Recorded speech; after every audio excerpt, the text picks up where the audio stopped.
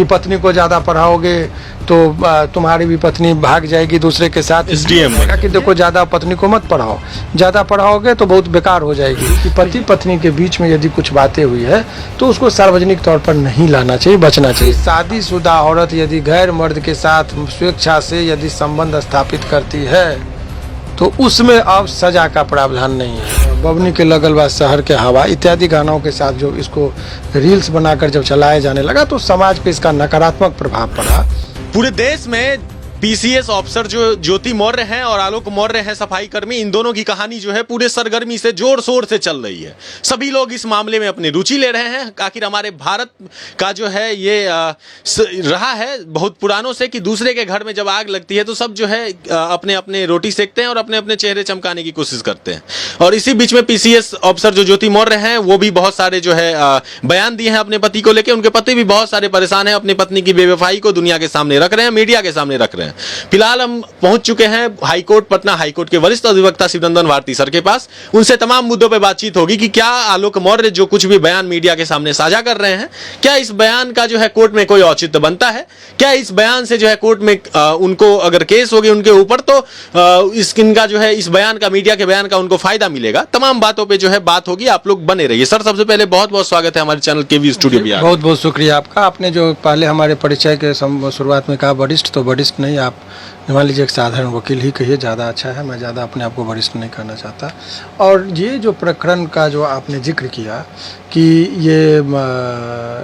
ये जो इसका सामाजिक तौर पर इस घटना की चर्चा बहुत ज़्यादा होने लगी है, क्योंकि आज के इस परिप्रेक्ष्य में खास करके बिहार में जब देखेंगे 35% रिजर्वेशन महिलाओं को मिलने लगी, तो पति जो है सो अपनी शादी करने के बाद पत्नी को पढ़ने की पूरी आज़ादी दी, पूरी समर्पण भावना के साथ उनको सारे इक्विपमेंट दिए। तो बिहार के परिप्रेक्ष्य में ये घटना और भी चर्चित होने लगी जब मनोज तिवारी का वो गाना कि बबनी के लगल बा शहर के हवा इत्यादि गानों के साथ जो इसको रील्स बनाकर जब चलाया जाने लगा तो समाज पे इसका नकारात्मक प्रभाव पड़ा।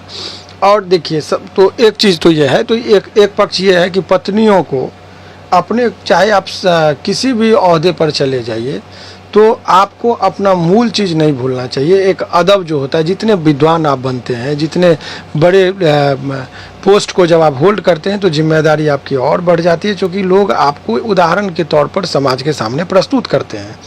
तो ज्योति जी का ये जो एक्टिविटी कर रहा कि पहले पति को छोड़ देना, दूसरे जगह के आरोप लगाए गए हैं, और पुनः उनका एक वीडियो वायरल होना कि वो गाली गलौज करते हुए कि तुम्हारे पिताजी भंगी हैं इत्यादि।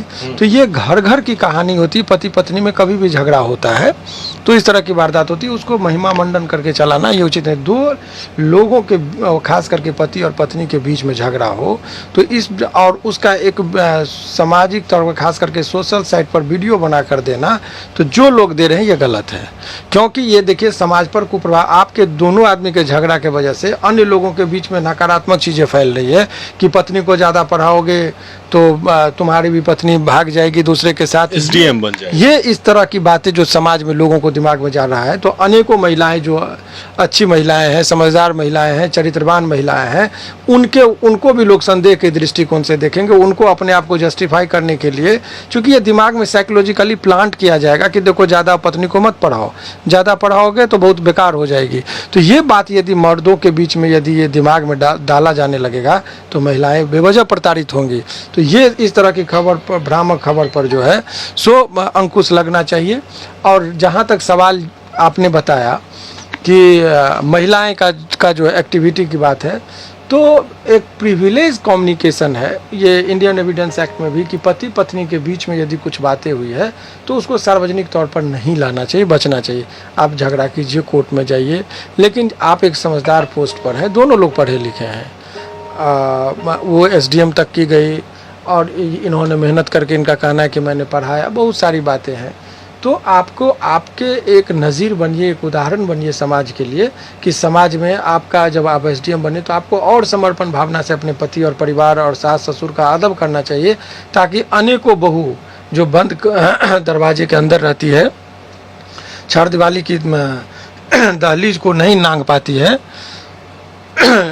तो उन लोगों के लिए एक प्रेरणा स्रोत बनते, उन लोगों के लिए आप दरवाज़ा खोलते तो और भी प्रेरित करने वाली कार्य थे। आज के दौर में जब प्रथम IPS किरण बेदी जी बनी तो उनको देखकर न जाने कितने पिता अपनी पुत्री को के लिए दरवाज़ा खोल दिए कि जाओ बेटा और तुम खुलेआम जहाँ जाके पढ़ना है पढ़ो। एक विश्वास जगाई थी बेटी के प्रति उन्होंने।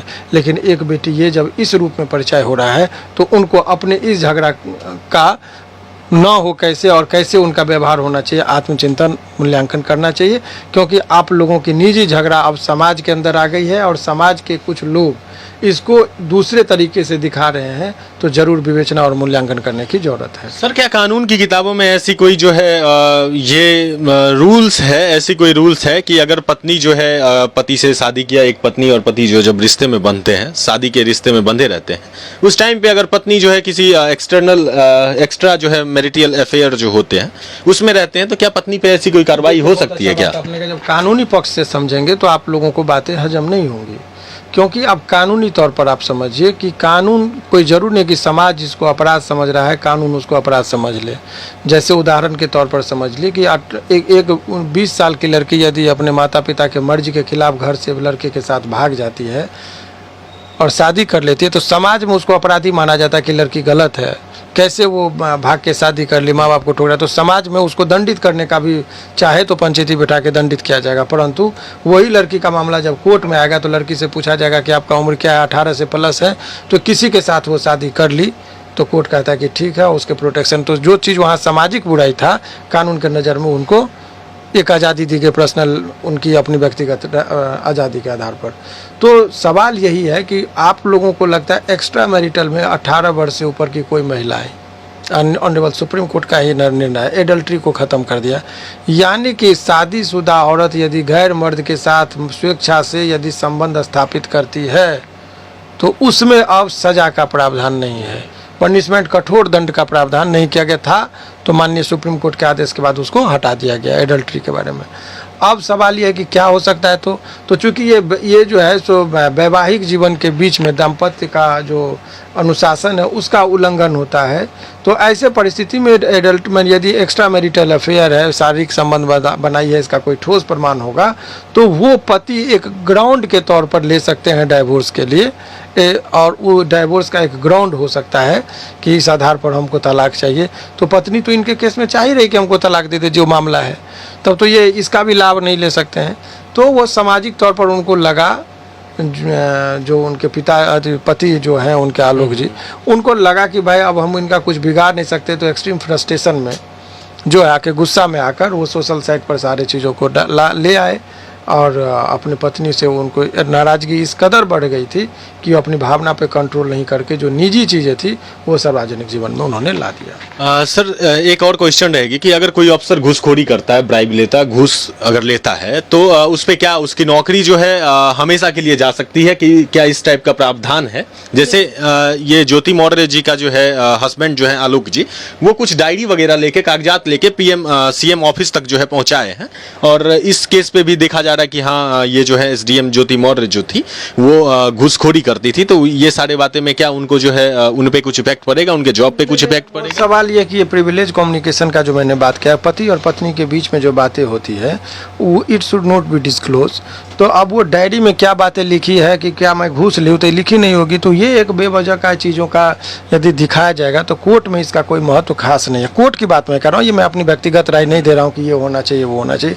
क्योंकि आपने कानूनी दृष्टिकोण से पूछा तो वो मैं हो सकता है कि मेरे बयान से समाज के कुछ पहलू के लोगों को लगेगा कि ये बात गलत है, लेकिन जो कानून है वो बात मैं बता रहा हूँ क्या है वो मैं अवगत करके बता रहा हूँ कि इस तरह की चीज़ों में जो एक्टिविटी है वाइफ और हस्बैंड के बीच का जो ये झगड़ा है उस पर बहुत कठोर दंड के प्रावधान नहीं है, इसीलिए कानूनी रूप से बहुत ज़्यादा कुछ SDO साहिबा को नहीं होने जा रहा है। अच्छा सर, एक और क्वेश्चन रहेगा, लास्ट क्वेश्चन रहेगा एक और, आपका समय ज़्यादा नहीं लेते हुए। जैसे कि SDM साहिबा का और उनका जो एक्सटर्नल अफेयर है ऐसा कहा जा रहा है, उनका जो है कुछ व्हाट्सएप चैटिंग वगैरह वायरल हो रहा है, सो गई बेबी वगैरह वगैरह करके जो कुछ भी है उनका चैटिंग वायरल हो रहा है। और हमारे समाज में ऐसा कानून कहता है कि आप किसी की जो है वो आपका जो पर्सनल इंफॉर्मेशन है या चैटिंग है वो कोई किसी का वायरल नहीं कर सकता। तो इस मामले को लेके जो है SDM साहब अपने हस्बैंड पे जो है केस वगैरह कर सकती हैं, उनका राइट बनता है क्या? यदि किसी के प्राइवेसी को आप खत्म करते हैं जो चाहे निजता वो आपके हस्बैंड हो, वाइफ हो, काहे नहीं। भी तो निजता का जो चीज़ का उल्लंघन करेगा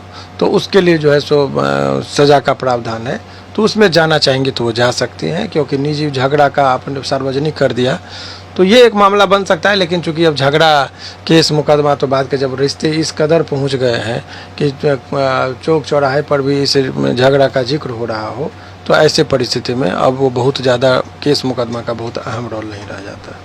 सर, जब समाज के दो पहलुएं होते हैं, जैसे कि इस केस को लेके बहुत सारे ऐसे मीम्स भी वायरल हो रहे हैं कि प्रयागराज से फलाना ढिमकाना इतने इतने जो है अपने पत्नियों को वापस बुला लिए, वैसे दूसरी तरफ आदमी क्यों नहीं देखता है कि एक जो है निशा बांगरे जो कि आईएएस ऑफिसर थी, एक जो है एडीएम के पद पे थी स्थापित, और वो जो है पति के लिए अपना जो है जॉब छोड़ दी है। कुछ ही दिन पहले की मामला है, 2-4 दिन पहले की मामला है। तो सर, समाज की लोगों को का जो है वो कैसा ये हो गया है, आदत कैसा हो गया कि वो निगेटिव चीज को देखते हैं और पॉजिटिव चीज को नहीं देखते।